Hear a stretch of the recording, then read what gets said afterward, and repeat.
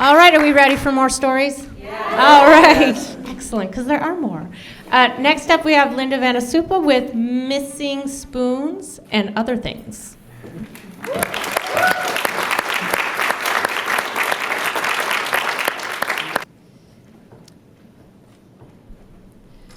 I was 37 and about to become a mother, but not in the usual way. After 10 years together, having adopted 3 cats and 2 dogs, my partner and I decided to welcome a child into our family. We waited in a hotel room where our daughter would be delivered. Again, not in the usual way. She toddled into the room, 14 months old, her hands held by attendants from the orphanage. We were awed by this beautiful 3-dimensional version of the pictures they had sent us months before. She wore a sweater, a tiny striped vest, red slippers, and their traditional Chinese infant split pants. There was nothing in my 15 years of engineering that would prepare me for the moment they put her in my arms. I held her awkwardly. She immediately released the contents of her bladder. This I knew by virtue of the split pants. Her entourage left shortly after, taking with them what she knew of life. That first night was a journey in profound grief. She looked around the room in abject bewilderment. Everything unfamiliar, the smells, the sounds, these 2 strangers who bore no resemblance to her caregivers. It did not speak her language. She wept inconsolably. 2 hours passed. Her grieving didn't. My partner drew a bath and set her in its shallow warmth. Sitting there, she became quiet and still. In that moment, her gaze went from the water to our eyes, studying us in her surrender, seeing us for the first time. I wondered what she saw. Ironically, parents see their children most clearly at a time when their children are not likely to recall seeing them back. While small, their minds are like high-resolution videographic recorders, documenting every toy, every book, every shrapnel of paper that they have decorated with a single arc of a crayon. As they grow, their brains prune away many details of their childhood lives, deleting data on how to destroy a Horcrux in favor of life's essentials. You know, like the lyrics of One Direction's entire discography.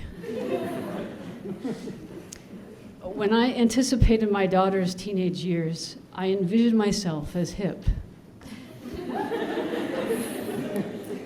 It turns out I wasn't, as evidenced by my use of the word hip.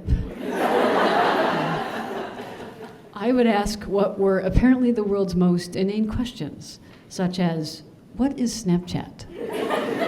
And do you have a Facebook account? No, Mom, OMG, Facebook is for old people. Being a materials engineer didn't help. I supplemented the classic parental warnings about alcohol and drugs with a running commentary on my daughter's purchases. Did you know that the main ingredient of this dry shampoo is lighter fluid? I don't think you want to put that on your head. I need to tell you that you're likely to get contact dermatitis if you don't wash that shirt that you bought before you wore it, where you wear it. The solvents in nail polish are Category 2 biohazards. You should apply that outdoors where there's ample ventilation. My daughter began protecting herself from these rants with the shield of her bedroom door. It became an all-purpose defense. As the conversation started, she would make a beeline for her room. Hey, welcome home. How was school today?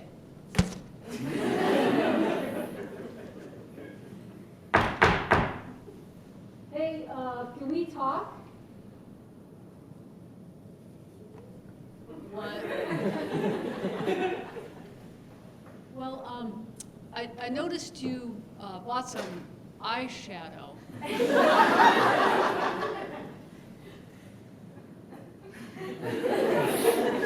What about it? Well, makeup is totally unregulated. I'm particularly concerned about nanoparticles.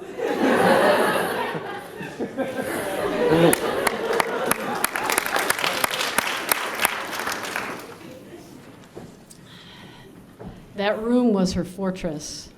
To us parents, it was the household's galactic black hole. Things would mysteriously disappear into it. A family-sized box of Cheerios, a 16-ounce bag of bagel chips, cups, bowls. At one point, the rest of the house was down to a single spoon. She is now 18, an adult in the eyes of society. In my eyes, I find myself looking at her as she looked at me the first night we met, searching to know this wonder of a human who has made my life so worth living. She was so courageous that night.